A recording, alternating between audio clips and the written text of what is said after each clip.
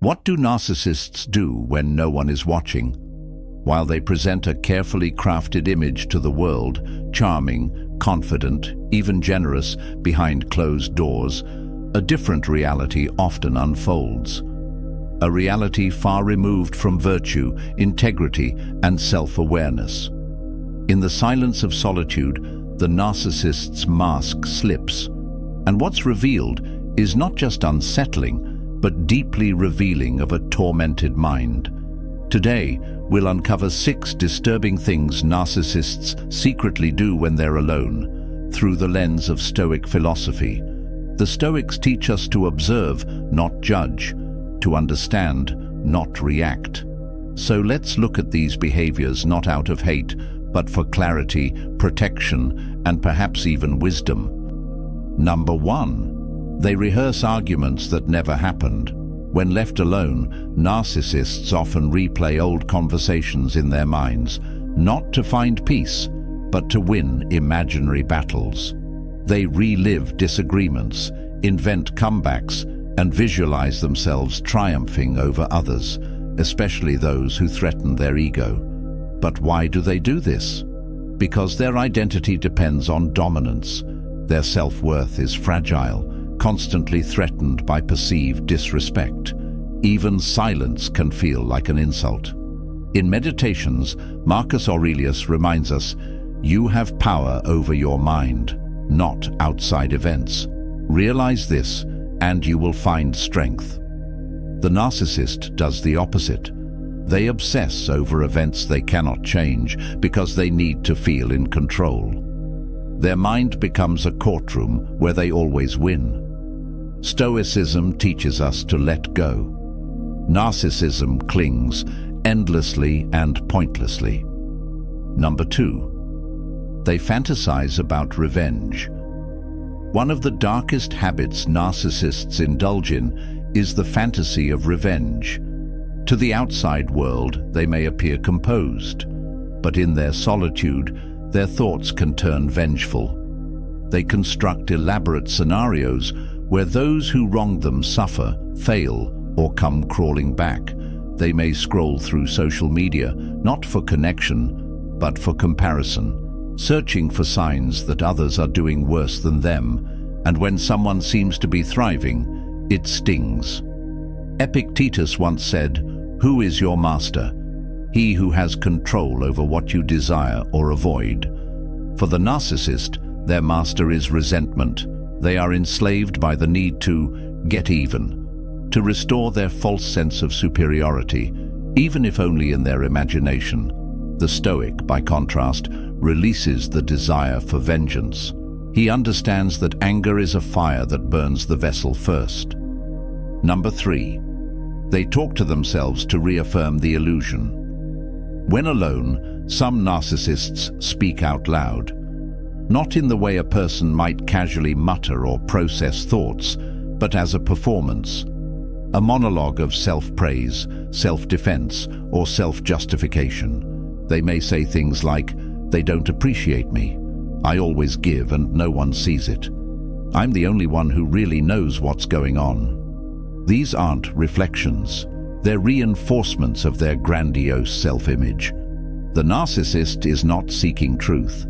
They are constructing a narrative that makes them feel invincible, even if it's built on lies. Seneca wrote, "No man is more unhappy than he who never faces adversity, for he is not permitted to prove himself." The narcissist avoids reality. The Stoic embraces it. One seeks the illusion of strength. The other cultivates real resilience. Number 4. They stalk others online obsessively. One of the most covert behaviors narcissists engage in when alone is obsessive monitoring of others, especially those they envy, hate, or idealize. They may spend hours reviewing an ex-partner's social media, tracking a colleague's achievements, or scrolling through a rival's posts. But what they're really doing is feeding their insecurity. This silent stalking is not curiosity, it's control, a way to keep others within reach, even if only digitally. And if they see something that triggers their jealousy or inferiority, it can fuel hours of rumination, bitterness, and self-comparison. Marcus Aurelius warns, "Don't waste the rest of your life worrying about what others are doing." But that's exactly what narcissists do. Their sense of self is built on external comparison. Without others to dominate or impress, they feel hollow. The Stoic, however, minds his own soul. He tends to his character, not his image. Number 5, they devalue others to inflate themselves. In private, narcissists often go on mental or verbal tirades, tearing down others in order to feel superior. They might ridicule a friend's career, belittle an ex's new relationship, or dismiss someone else's success as undeserved. This internal narrative becomes a coping mechanism, one that protects their ego from feelings of inadequacy. But here's the paradox. The more they devalue others, the emptier they feel. Why? Because self-worth that depends on tearing others down is not real self-worth. It's a shadow, a cheap substitute for virtue. Epictetus said, "If someone succeeds in provoking you, realize that your mind is complicit in the provocation." The narcissist doesn't realize this. He believes his bitterness is justified, that others are beneath him. But in truth, his judgments are a reflection of his own self-loathing. The Stoic measures himself by reason and virtue, not by the failures or flaws of others. Number 6, they sink into misery when they're not the center of attention. Lastly, and perhaps most disturbingly, narcissists often feel deep emptiness when no one is there to validate them. They need an audience, applause, recognition. Without it, they feel invisible, irrelevant. They may look in the mirror and talk themselves up, or imagine conversations where people admire them, but it never truly satisfies, because the praise is not real, and neither is their identity. Stoicism teaches us to be content with solitude, to value inner peace above outer applause. Marcus Aurelius spent years in solitude, writing truths not for others, but for himself.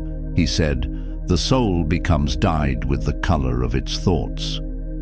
But the narcissist's thoughts are often toxic, dyed in envy, resentment, and insecurity.